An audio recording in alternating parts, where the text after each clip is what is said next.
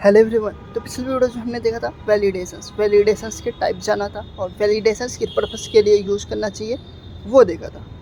इस वीडियोज़ में हम देखने वाले हैं ग्रिड व्यू हमें क्यों यूज़ करना चाहिए और ग्रिड व्यू के कितने मेथड होते हैं। ठीक है, it is display data in both row and column where each column represent a field and each row represent a record. Grid view help to perform key activities like insert, update, delete and padding.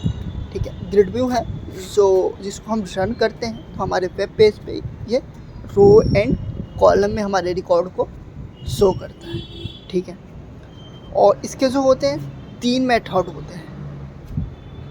There are 3 method. एक होता है default, दूसरा होता है bound field और तीसरा होता है टेम्पलेट फील्ड। अब जानेंगे डिफ़ॉल्ट के बारे में। डिफ़ॉल्ट जो होता है उसमें हम कुछ भी नहीं कर सकते, लाइक सिंपल ही रहता है। जैसे रो एंड कॉलम में डाटा शो होता है, ठीक वैसे ही डिफ़ॉल्ट हमारा वर्क करता है। ठीक है, तो कुछ सिंटेक्स है ये ग्रिड व्यू का जो मैंने दे रखा है, और ग्रिड व्यू रन करने से पहले कैसे हम लगाते हैं और रन करने के बाद कैसे शो होता है वो भी मैंने दिखा रखा है। ठीक है, तो देखो डिफ़ॉल्ट ये हो गया। और बाउंड फील्ड में हम कुछ कस्टमाइज कर सकते हैं, लाइक पैगिंग, हेडर, फुटर। ठीक है, तो वो हम अगली वीडियोज़ में देखेंगे बाउंड फील्ड। और टेम्पलेट फील्ड में हम क्या कर सकते हैं, इंसर्ट, अपडेट, डिलीट, सेलेक्ट। ठीक है, मल्टीपल कस्टमाइज है हमारा टेम्पलेट फील्ड में। तो हम टेम्पलेट फील्ड बाउंड फील्ड के बाद वाली वीडियोज़ में देखेंगे। तो सबसे पहले हम देखेंगे क्या डिफ़ॉल्ट ये ग्रिड व्यू में हम डाटा को तो यहाँ पे मैं एक नए प्रोजेक्ट को क्रिएट करता हूँ। ठीक है, जिसका नेम ग्रिड व्यू से रिलेटेड देना है क्योंकि मैं ग्रिड व्यू के लिए बना रहा हूँ। ठीक है, तो कुछ ऐसे ओपन हो के आएगा। यहाँ से आपको क्या सिलेक्ट करना है, ASP.NET और नेक्स्ट करना है। ठीक है, मेरा सिस्टम थोड़ा स्लो है और यहाँ पे मैं प्रोजेक्ट नेम दे देता हूँ। प्रोजेक्ट का नाम क्या होना चाहिए, तो ग्रिड व्यू के लिए बना रहा हूँ तो मैं ग्रिड व्यू टाइप का नेम दे देता हूँ इसमें। और जिस फोल्डर में आपको प्रोजेक्ट को रखना है उस फोल्डर को हम यहाँ से चूज कर लेंगे। ठीक है, और यहाँ पे क्रिएट कर देंगे। क्रिएट करने के बाद एक और पेज ओपन होगा। इसमें आपको कुछ क्लिक नहीं करना है, इंपोर्ट ही रहने देना है और नेक्स्ट कर देना है। तो कुछ ऐसे आउटपुट ओपन होके आएगा। यहाँ पे Ctrl+Shift+A प्रेस करोगे तो आपको फॉर्म क्रिएट करने के लिए आएगा। ठीक है, कौन सा पेज आपको क्रिएट करना है, तो यहाँ पे मुझे वेब फॉर्म क्रिएट करना है तो मैं वेब में जाके वेब फॉर्म को सिलेक्ट कर लेता हूँ। सिलेक्ट करने के बाद जो आपका पेज नेम होगा वो देना है, तो पेज नेम मैं दे देता हूँ। उसके बाद से क्रिएट कर देता हूँ। ठीक है, इतना करने के बाद जो हमारा पेज है वो क्रिएट हो जाएगा। तो जो मेरा पेज है वो क्रिएट हो गया है। अब इसके डिज़ाइन में जाएंगे। डिज़ाइन में जाने के बाद सारा ही ब्लैंक दिखेगा आपको। ठीक है, तो आपको क्या करना है, ग्रिड व्यू लगाना है। यहाँ पे नॉर्मली ग्रिड व्यू में हमें डाटा को बाइंड करना है। तो यहाँ पे मैं अपने टूल बॉक्स में जाऊँगा। टूल बॉक्स में जाने के बाद यहाँ से आपको ग्रिड व्यू सर्च करना है, नहीं तो आप ढूंढ भी सकते हो अपने टूल बॉक्स में, आपको दिख जाएगा। ठीक है, इतना करने के बाद उस पर आप डबल क्लिक करोगे, आपके पेज पे ग्रिड व्यू लग जाएगा। और उसके फॉर्मेट में आके मैं उसका फॉर्मेट थोड़ा चेंज कर लेता हूँ कि देखने में सही लगे। ठीक है, तो मल्टीपल्स इसमें फॉर्मेट है, जिस फॉर्मेट में आप करना चाहो उस फॉर्मेट में आप कर सकते हो।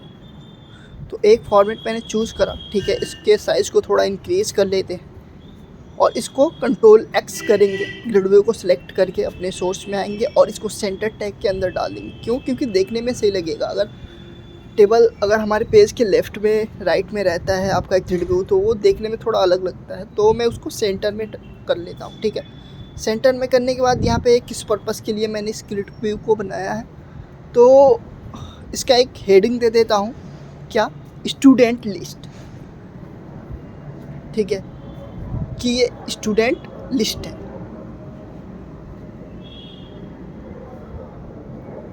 तो हेडिंग को दे दिया मैंने। ठीक है। इतना करने के बाद अब आपको क्या करना है, पेज लोड में जाना है, ठीक है। तो यहाँ पे अपने स्क्रीन पे राइट क्लिक करो और किस में जाओ, पेज लोड में। लेकिन उससे पहले मैं आपको दिखा दूँ, यहाँ पे देखो आपको इसका प्रॉपर्टीज़ भी दिखेगा देखने को। उसमें मल्टीपल्स टाइप से आप उसके हेडर, कॉलम, टेक्स्ट को आप चेंज कर सकते हो, ठीक है। तो यहाँ पे मैंने क्या करा, अपने पेज पे राइट क्लिक करा और राइट क्लिक करने के बाद व्यू कोड करके आएगा, उस पे जाएंगे तो आप CS वाले पेज पे पहुँच जाएंगे। और यहाँ पे जो नेम स्पेस हमारे यूज़ में नहीं थे उसको मैंने डिलीट कर दिया। यहाँ पे अपने नेम स्पेस को ऐड करता हूँ जो मुझे अभी यूज करना है।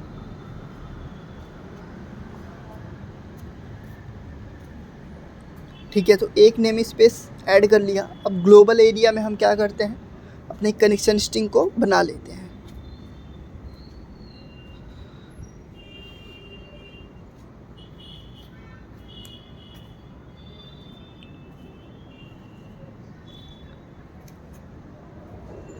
तो यहाँ पे मैंने अपने कनेक्शन स्ट्रिंग को बना लिया, ठीक है। इतना करने के बाद एक नेम स्पेस और ऐड कर लेते हैं, लेकिन उससे पहले हम क्या करेंगे, अपने वेब कॉन्फ़िग में जाएंगे। वेब कॉन्फ़िग में जो हमारे कनेक्शन स्ट्रिंग का पाथ है उसको रख देंगे, ठीक है। तो यहाँ पर आपको एक ऑप्शन आएगा कॉन्फ़िगरेशंस, उसके अंदर जाना है।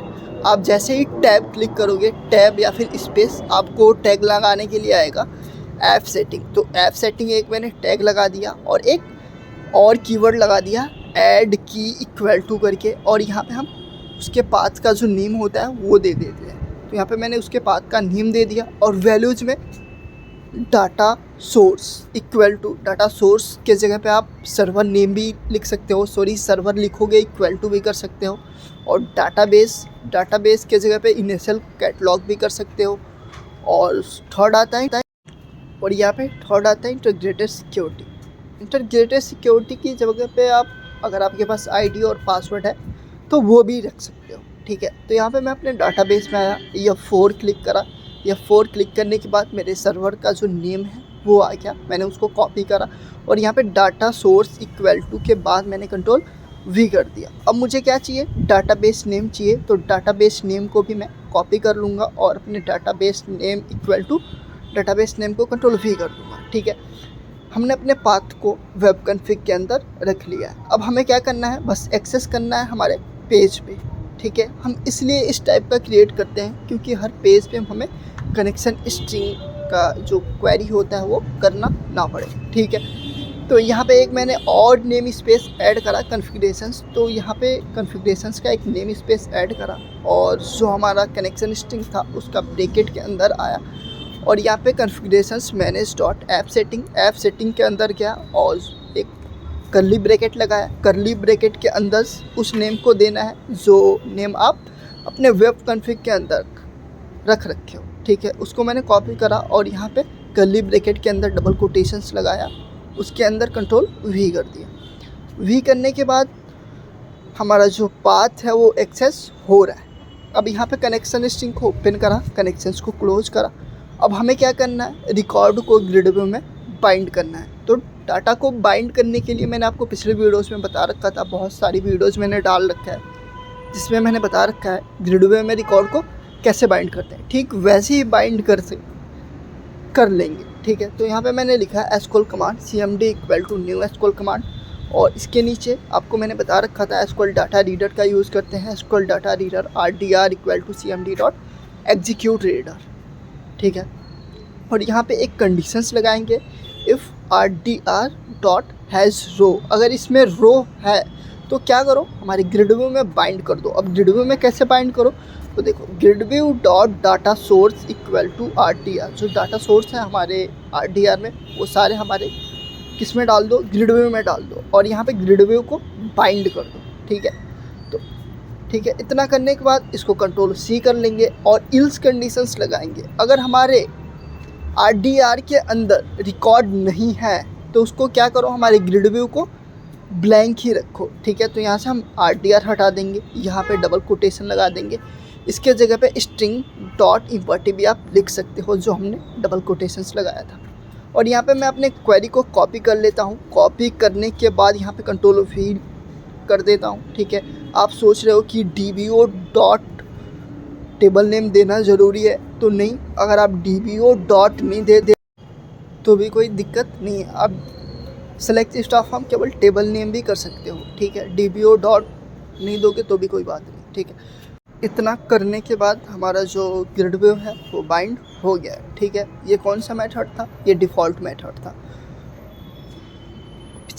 अगली वीडियोज़ में हम देखेंगे कि बाउंड फील्ड का यूज़ कैसे करेंगे, ठीक है। तो ऐसे लग रहे हैं हमारे वीडियोज़ के साथ। मिलते हैं अगली वीडियोज़ में। Thanks for watching and please subscribe my channel.